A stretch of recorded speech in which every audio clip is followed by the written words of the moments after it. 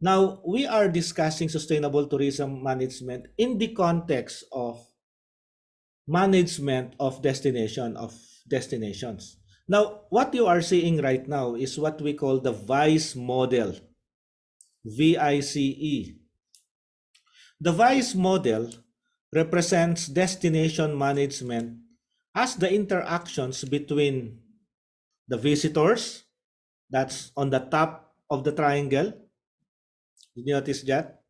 And then secondly, the industry, and then that serves them, the community, the one on the right, on the third one, as the host, and the environment where the interaction takes place. So there are three main things there: the visitors, the industry who provides the services, the community or the hosts, and then the environment where the interaction takes place. The last of this, the one in the center, the environment, can be understood in its broadest sense to include built or man-made and natural resources on which many tourism products are based. Okay, so think about this. If, for example, you want to go to New Zealand, then you are part of that visitor on the apex of the triangle. Are you seeing this triangle? Okay. Now you are part of the visitors. The industry are the service providers. So there is a very important relationship between the visitors and the industry, and of course the industry and then the community. So it's like a triangular relationship where all of these three will meet in the middle. Now, the VICE model, according to this model, it is the role of destination managers to work through partnerships and a joint destination management plan. So there should be a very good relationship between the industry, the community, for them to be able to come up with a plan. For example, a rent-a-car business, of course, do not own the destination. Their focus is only to provide rented vehicles, but they are part of the industry. The resort or the hotel, any forms of accommodation, they are part of the industry. They provide accommodation, facilities, and services in the destination, but of course, they are very limited because they only focus on the services that they provide. Of course, the community is very plays a vital role in the planning because they are the hosts, and that is why you cannot just do something without the approval of those people in the community. Now, there should be a joint destination management plan. Why is this needed and why is this important? First, in order to welcome and involve and satisfy visitors. Try to imagine if you arrive in New Zealand. What will you feel? What will you feel if those people who are providing your services, transportation, accommodation, and all welcomes you, but not the community? Try to imagine when you go out of your resort, and then while you are walking on the road, the people in New Zealand doesn't even welcome you, or even, you can feel that they are not happy seeing you. They are not comfortable seeing you there. What would you feel? Of course, you don't feel welcome. Perhaps you might be thinking of not going back, or you wanted to finish your stay in New Zealand the soonest possible time because you did not feel that you are welcome or the people are happy to see you. And then second reason is to achieve a profitable and prosperous industry. It has to jive. There should be a plan so that the industry will be healthy. Otherwise, it will not be balanced, It will not be profitable in the side of the businessman, and it would not be that in the side of the government and the community, they are not getting the benefits. Third, engage and benefit host communities. Now, why is it important that the host community should benefit? I mean, if you are hosting an event, then that means you should benefit. Otherwise, there's no point of hosting.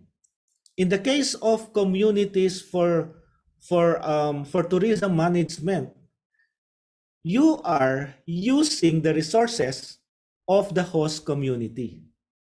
For example, let's go back to New Zealand. There's a beautiful place in New Zealand, for example, that you would like to go. There is a very nice resort in that area.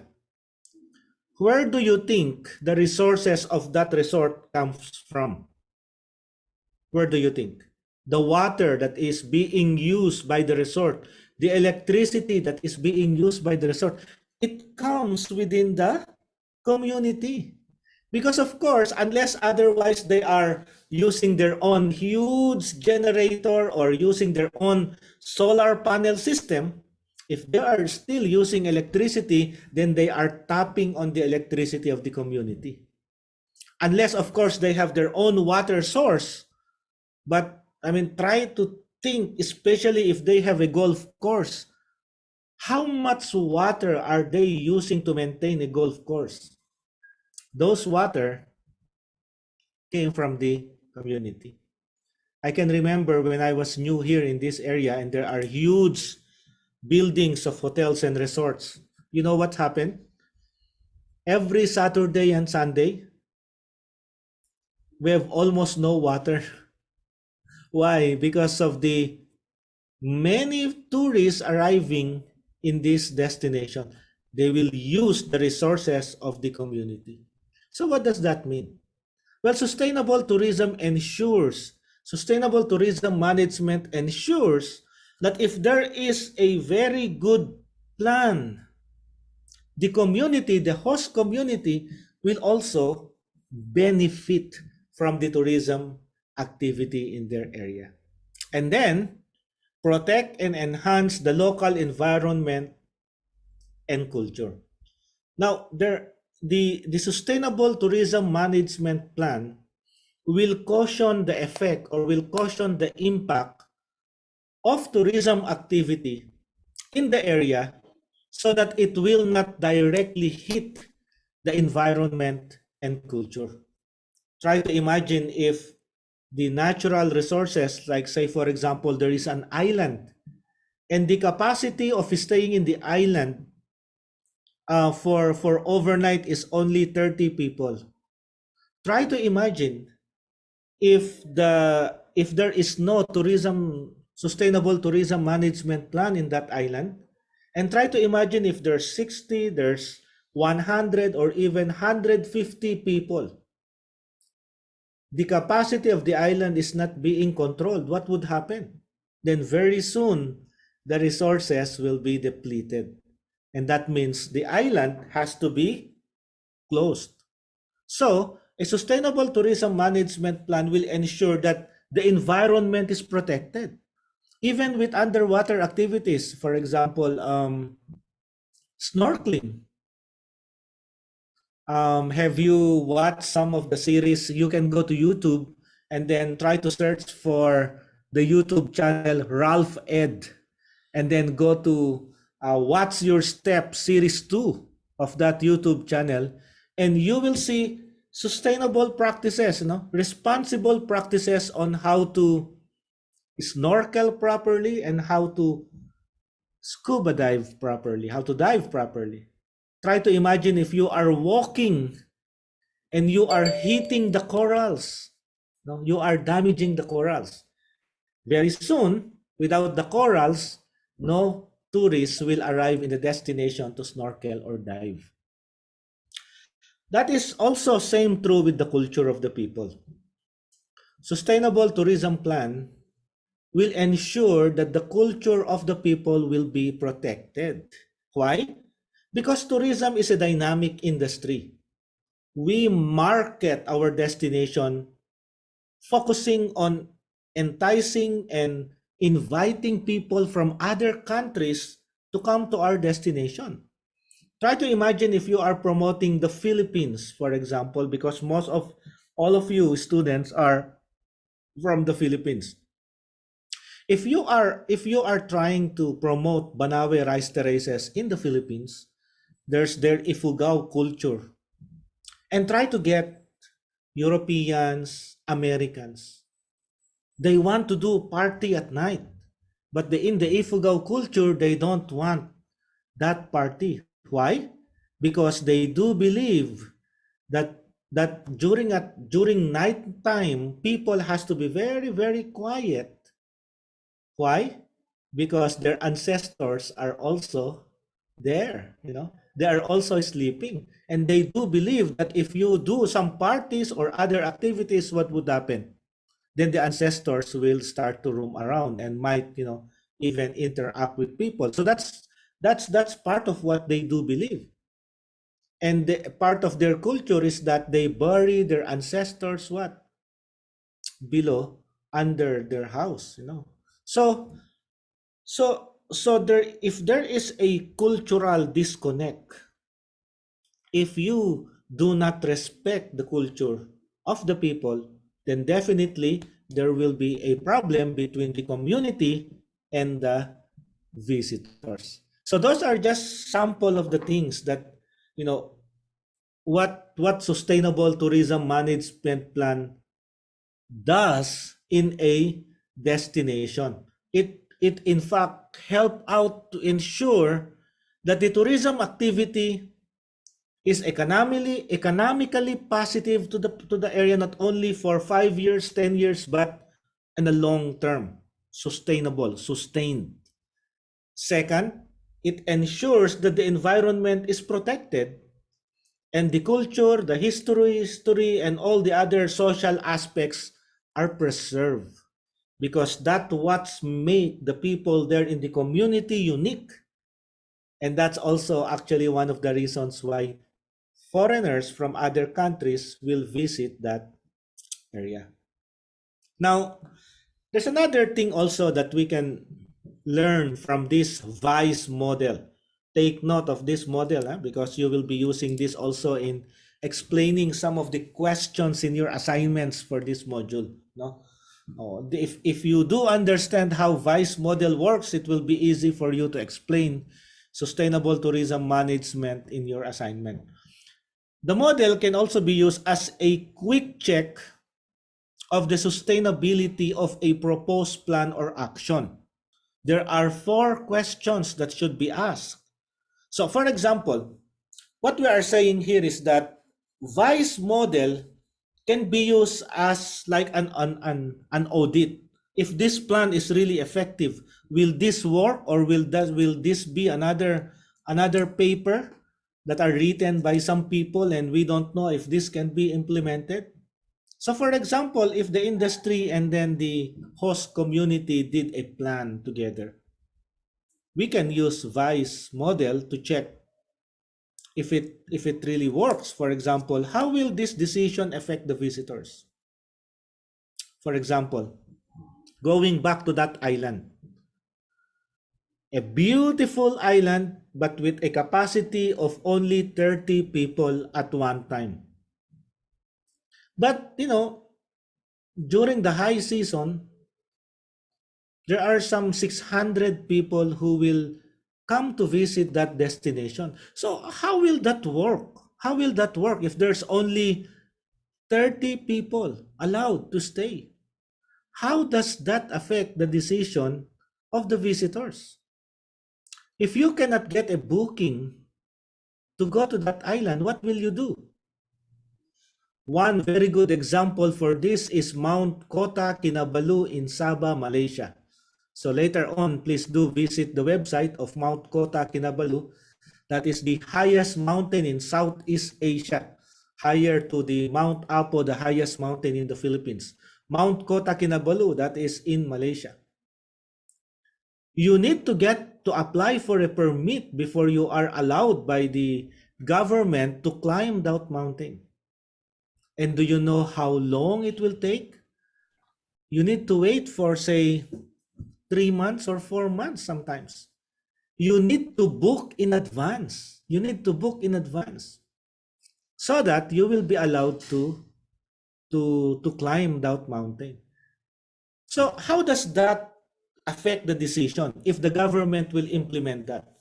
Can you wait for 3 to 4 months so that you can climb that mountain? Or will you decide to go to another country, to another destination, and climb another mountain there? There's another one in Sabah, Malaysia, considered to be one of the best diving area. This is the Sipadan Island. Again, you need to apply for a permit before you will be allowed. Do not go to that area without the permit to go to the island. Otherwise, you need to stay and wait there. You know? I once went there with a group and we were not given a permit. We have to extend our stay for another 6 days until the permit was given to us so that we could dive in that area. How does that affect the decision of the visitors? Is it a risky thing? Will you adjust? Will you increase capacity? No. Okay, so that's one question. Another question is, what are the implications for the industry? If, for example, the government decides to put a limitation carrying capacity of the island, and then because of that, there will be a decrease in the number of tourists. How do you think that will affect the industry? Now let's take a local example so that you can relate and we can hear your thoughts on this one later on. The case of Boracay Island in the Philippines. Okay. Now the fourth one is, what will be the impact on the destination's environment? If there is now a limitation, there is now just a carrying capacity, and they control the number of people arriving on the island, how does that affect the destination? Will it be good to the environment or will it be bad to the environment? How about the culture of the people? Because should there be some drinking parties, but there are only like a few, unlike if it's uncontrolled, you can see bars and drinking spree all around you. Drugs and prostitution will be there. How will that affect the culture of the people? Now let's take a local example so that you can relate.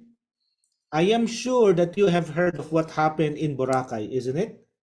Well, in Boracay, as long as you have a room, or as long as you can book a flight, or you know somebody before, you can just go there. In fact, you can even dine, you can even drink, or do your party along the beach area. But here comes the new president. The new president established a different approach for Boracay Island in the Philippines. Expanded all the roads, remove all the unnecessary stores, especially those without permit, ensure that land use plan are implemented, the lakes were revived, and so on and so forth. Now you cannot eat along the beach. Now you cannot drink along the beach.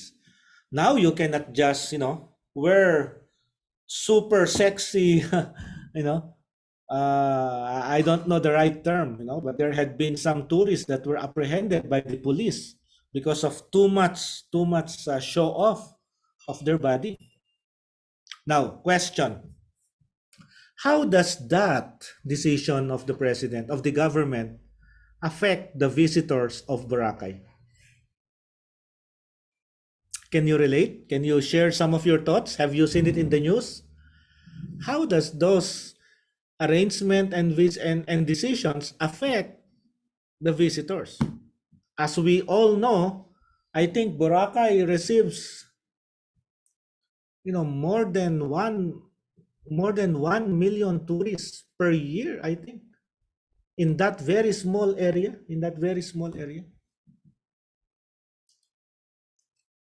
Any thoughts that you would like to share?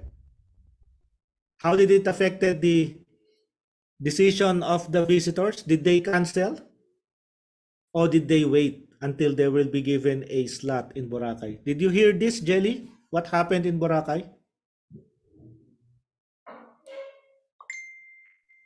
Yeah, but I forgot it, sir.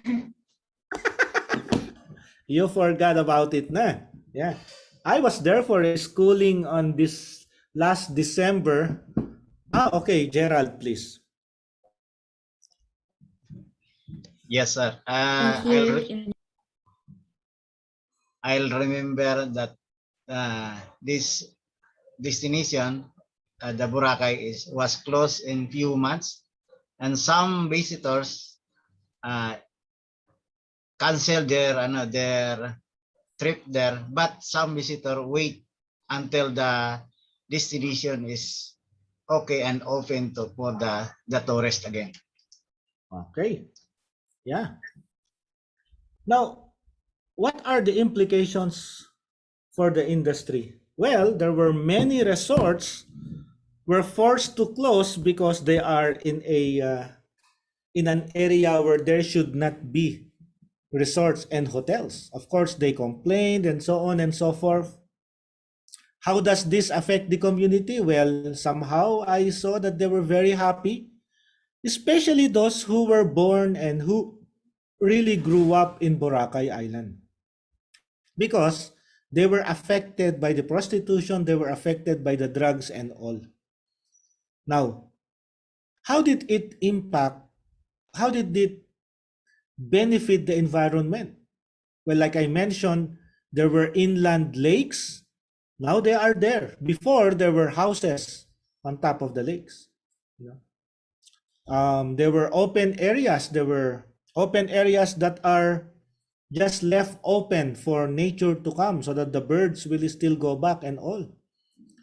And if you will check on the internet and see some photos of the Boracay beach right now, they were almost the same photos that were taken in the 1980s or in the early 1990s.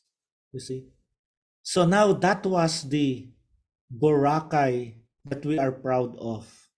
Now that is the Boracay that people outside of the Philippines know as considered to be one of the best beaches in the world. You see, with sustainable tourism management, if there is a very good plan that are made between the industry and especially the government, for sure, the visitors will be satisfied. It will have an effect on them, but that's okay for some. Some will definitely transfer and visit other places. But the thing is, the business of tourism will not only go for a few years. It's sustainable because everyone will benefit from it. So that's basically the vice model. So